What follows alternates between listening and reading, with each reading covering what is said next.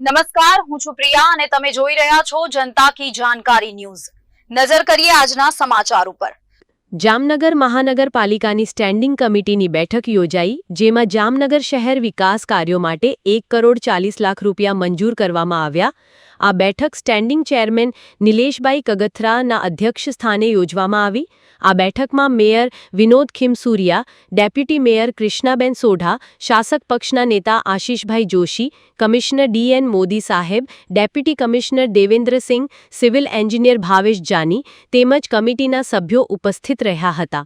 Reporter Vishwanath Joshi, cameraman Mayank Shukla, Jamnagar.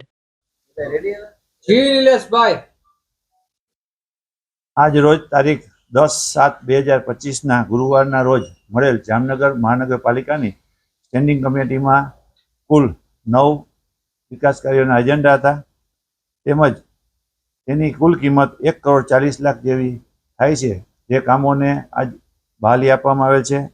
આ કામોમાં જામનગર શહેરમાં ચાંદી બજાર વિસ્તારમાં વોર્ડ નંબર 9માં જે ઘણા સમયથી માગણી હતી, પાઇપ ગટર વારંવાર વાઘેશ્વરી માતાજીના મંદિર આગળ, ચોરીવાળા દેરાસર આગળ જે ગટરનો છલકાવાનો પ્રશ્ન હતો, તેનો નવી ગટર બનાવવાનો ખર્ચ આજરોજ મળેલ સ્ટેન્ડિંગ કમિટીમાં મંજૂર કરવામાં આવેલ છે।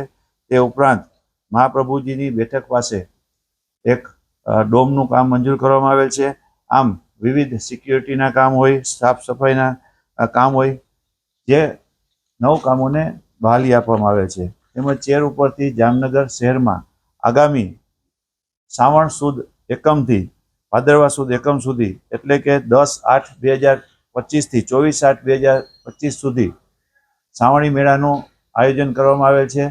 પ્રદર્શન ગ્રાઉન્ડની અંદર જ જે દર વર્ષે શ્રાવણી મેળો યોજાય છે, તે જ રીતે આ વખતે પણ પ્રદર્શન ગ્રાઉન્ડની અંદર જ શ્રાવણી મેળાનું આયોજન કરવામાં આવેલ છે।